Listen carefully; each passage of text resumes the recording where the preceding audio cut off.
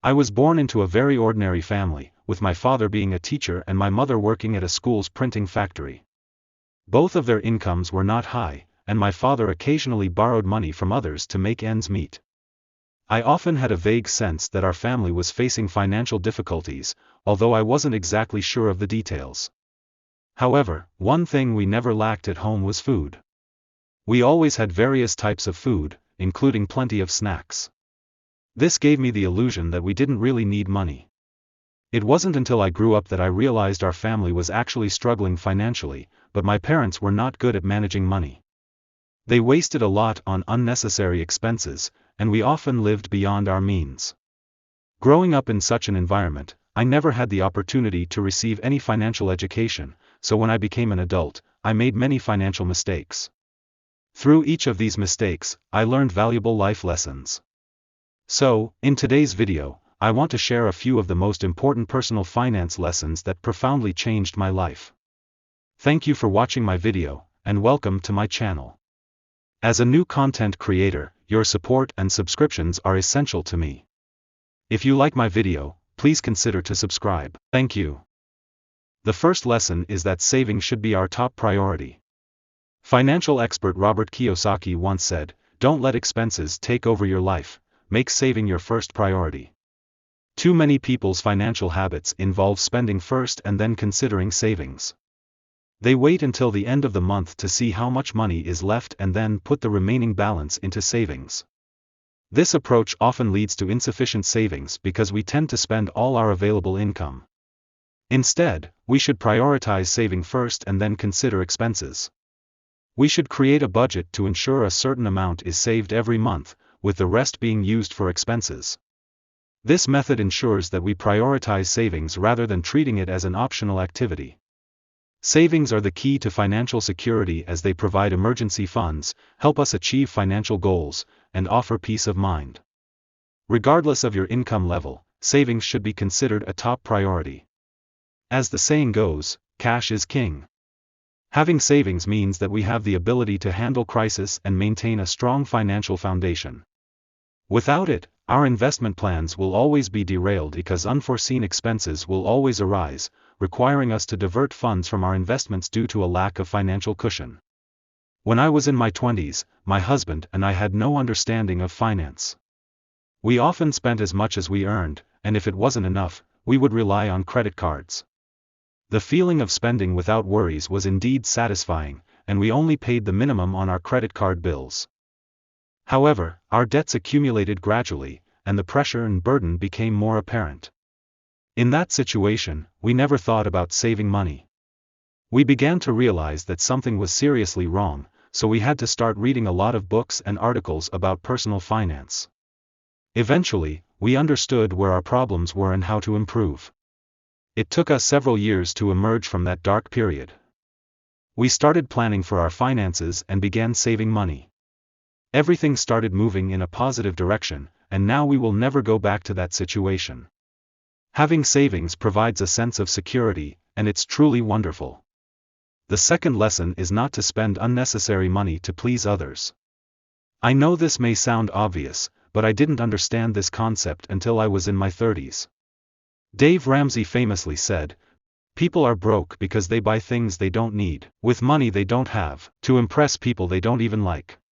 The truth is, when we do this, we end up with less money that we actually own, and it gets spent inadvertently. Worse still, we end up with ongoing bills. Everyone is a part of society, which means we're inevitably influenced by social pressures. When people around us have something we don't, we feel like we're missing out on that commonality and become isolated. So, to gain approval from others, we go to great lengths to purchase things we don't actually need. For example, iPhones. During gatherings, everyone has the latest model, and if you don't, you feel a sense of loss. So, even if it means maxing out your credit card, you buy it. Looking back now, I sometimes find myself quite silly. Unfortunately, it took me a long time to realize this truth. The reality is that other people don't really care. Our friends don't care, they care more about their own lives.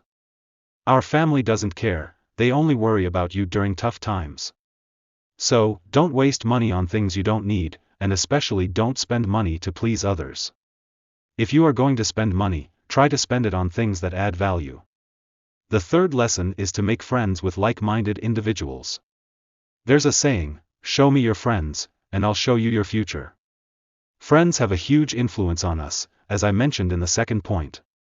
The friends we surround ourselves with tend to shape who we become, influencing our views on money, spending habits, and ultimately our financial situation. If your friends have a poverty mindset, it's almost impossible to achieve financial success. I know people tend to stay in their comfort zone, sticking with old acquaintances, even if they have bad spending habits and are oblivious to or unconcerned about it. However, if we want to improve ourselves, we must intentionally expand our social network and elevate our social circle. This doesn't mean abandoning old friends but rather spending more time with people who have a wealth mindset. This way, we gain more financial education and gradually raise our average level. If you can't find such people around you, it's okay. You can learn through other channels, such as reading numerous books and articles on personal finance and investment, watching relevant videos, or attending financial courses and seminars, etc. In short, push yourself out of your comfort zone regularly. The fourth lesson is that if you want financial success, you need to cultivate the habit of frugality. As an ordinary person with an average income, there aren't many initial choices on the path to wealth. With limited funds, we not only need to save for ourselves and our families, but we also need to save more money for future investment and financial planning. To achieve these goals, we need to cultivate the habit of frugality and live within our means. When I first came to the United States and saw countless luxury cars on the streets of Manhattan and beautiful garden houses in Long Island's wealthy neighborhoods, I believed that these rich people must have incredibly luxurious lives. However, these perceptions were far from the truth.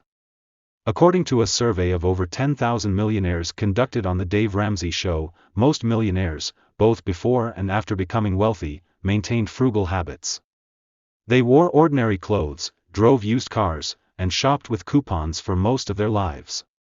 One couple in their 60s interviewed during the survey mentioned that their annual income had never exceeded 6 figures.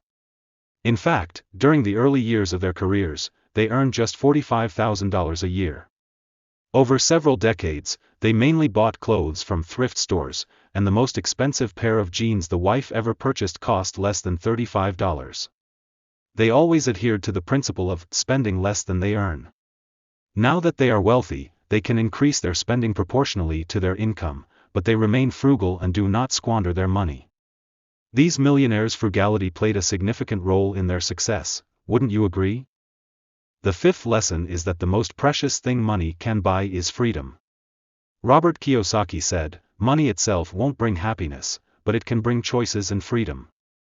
Money can buy many things, but the most valuable is freedom. It grants us the ability to choose our careers, choose our place of residence, and do what we want when we want. This freedom's value cannot be replaced by anything else. As I mentioned in previous videos, my husband and I started a small business. In the beginning, we had to work together every day. However, as the company grew and we had children, I was able to step back and focus on taking care of our children at home. Now that our children are in middle school, I have more time to do what I want, such as managing our online business and YouTube. Without financial support, I wouldn't have been able to stay at home and have free time. Currently, we haven't achieved complete financial independence, but we are working towards full financial independence and financial freedom. We believe that in the near future, we can achieve it. The sixth lesson is that education is the most important investment. Neil deGrasse Tyson said, "Education is the most powerful tool you can use to change the world." I strongly believe in this. Through education, we gain knowledge, skills, and experience that can improve our quality of life and increase our earning potential. Many people face financial problems and missed opportunities due to a lack of basic financial education. It's said that opportunity favors the prepared mind. This statement holds true, and we should constantly learn, continually enrich our minds, and turn our knowledge into skills through practice. This way, when opportunities arise, we are more likely to seize them. These are the 6 personal finance lessons I consider most important. They are crucial for improving financial situations and achieving financial goals. I hope these lessons are helpful to you. Remember, financial success takes time and effort, but it is entirely achievable. May you succeed on your financial journey. Thank you for watching, and please subscribe my channel. Your support is important to me. See you in the next one.